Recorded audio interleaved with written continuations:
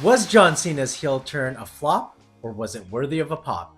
We'll talk about that in today's video on Wrestling Knows Best. But before we get started, make sure to hit that like button and subscribe to the channel so you don't miss a video. Before we get into the heel turn, we gotta go back to the announcement of his retirement. Money in the Bank 2024, John Cena comes out. He announces that 2025 will be his last year of wrestling. He goes on to say that Royal Rumble will be his last, Elimination Chamber will be his last, and WrestleMania will be his last WrestleMania where he will be performing as a wrestler. Right then and there, it was kind of strange to me that he only mentioned those three PLEs. You know, there was just something strange to me. So I thought to myself, well, you know what? If I'm going to see him on this retirement tour, because I had to take my daughter, she was the biggest John Cena fan in the world.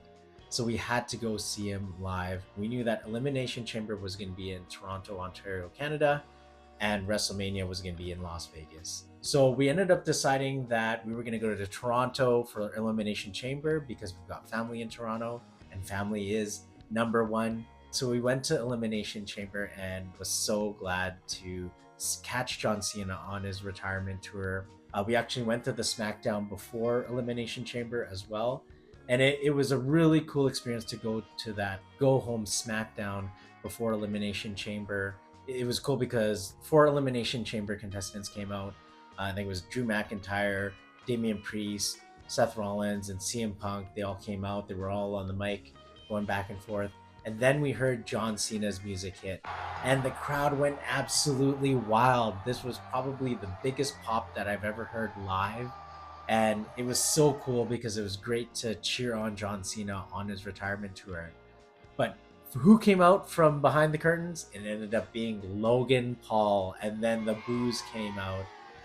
It was actually pretty funny. He came out saying like, "Oh, look at us 5 full-time wrestlers," because he had just made his announcement that he was a full-time wrestler. But we got to experience, once John Cena's music hit, we got to experience the John Cena retirement tour. That was like an appetizer, kind of a taste of cheering John Cena on during his retirement tour.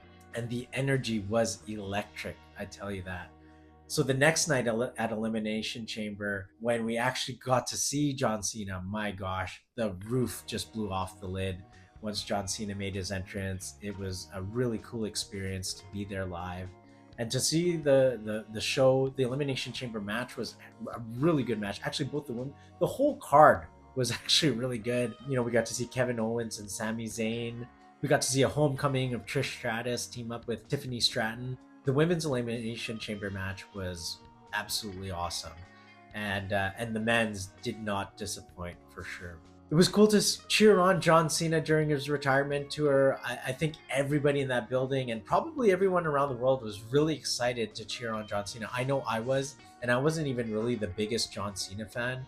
I mean, I respect John Cena. I did think that he was kind of played out during his prime, which is probably why people started to boo him.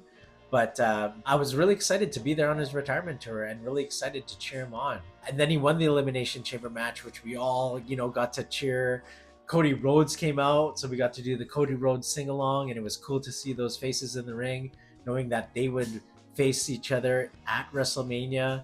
But it was cool to see them celebrate in the ring, and then boom, The Rock's music hits. Well, actually, Travis Scott's music hit, and then The Rock's music hit, and they came out to the ring together. And at the time, The Rock was asking for Cody's soul. He says, "Cody, I want your soul." And Cody responds, basically saying, "Rock, go yourself." And the crowd exploded. John Cena was celebrating.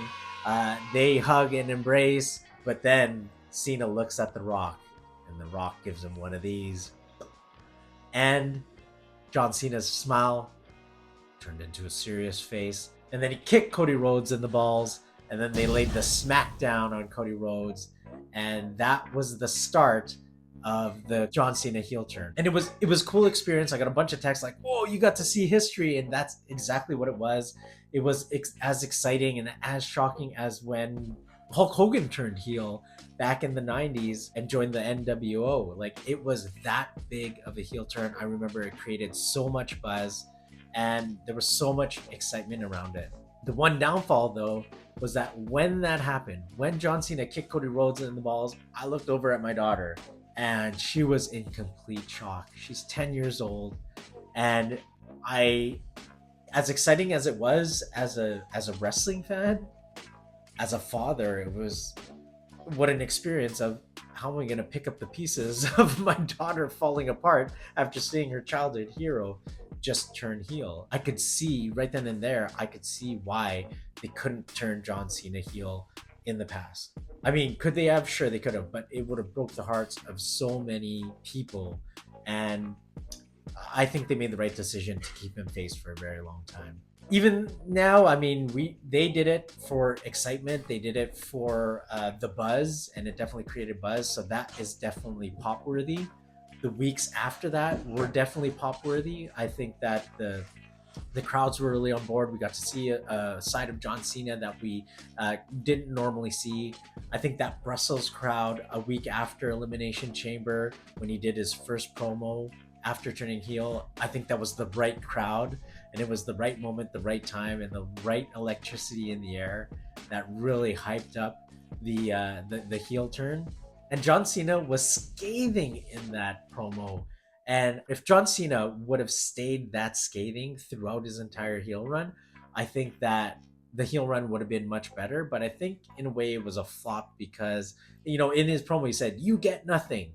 And that's kind of literally what we got. We kind of didn't get anything from him, like no energy from him. And I get what he was trying to do. He's trying to go the complete opposite of what he normally is, but it was almost too little, not enough energy. But anyway, the I think the heel turn itself was a pop worthy. I think that the weeks after and the promos after were definitely pop worthy. We got to see a side of John Cena that we never really got to see, and I think that was definitely pop worthy in itself because it answered the question of what if. Now, when John Cena retires, we could know what a John Cena heel turn was like because we got to see about 6 months worth of it. At least it answered that question of what if. Now, there are some reasons why I think it was a flop. One being because it lacked energy. Like I said earlier, he said, "You get nothing," and I did feel like we didn't get anything. No energy, lack of energy. I didn't mind the screens being black, and then John Cena's name on there. Okay, that I get, but I think him as a performer, I think it lacked a lot of energy, and I think all the storylines around it, kind of played into that energy that he was putting into the character, or lack of energy that he was putting into the character, and that kind of made the whole run a little underwhelming. I think that the heel run could have been a lot better. I think it started off strong and then it tapered off real quick. And I'm really glad that they turned him back into a face because I think people really did want to cheer John Cena on during his retirement tour. Whether they liked him or they hated him in the past, I think everybody who's a wrestling fan wanted to cheer John Cena during his retirement tour because we're not going to see him anymore. You could see it when he would walk down the aisle. He had his towel, around his back like this, and he was walking. People weren't even chanting "John Cena sucks." They weren't singing that. They just didn't really know how to respond to that heel John Cena, and I honestly think it's because we just naturally wanted to cheer him. I had an Instagram reel go a little viral, and reached out to a bunch of people around the world, and most of the feedback were, "John Cena, you're my hero," even though he had turned heel. People around the world really respected John Cena, and even though he turned heel, people still wanted to cheer him. And I think that's another reason why that heel turn was a flop, because no matter what they did, sure, it was shocking at the moment, and there was a little bit of, what a heel move that was. I think deep down inside, we wanted to cheer on John Cena. So that's my take on the John Cena heel turn. Was it a flop or was it worthy of a pop? I think it was kind of worthy of both, and I popped, but it also turned out to be a flop. But needless to say, at least it answered the question of what if John Cena turned heel? So that's it for me today. I hope you enjoyed the video. Make sure to like and subscribe. It would really help us out here at Wrestling Knows Best. And stay tuned for the next video. Thanks for watching, and we'll see you in the next video.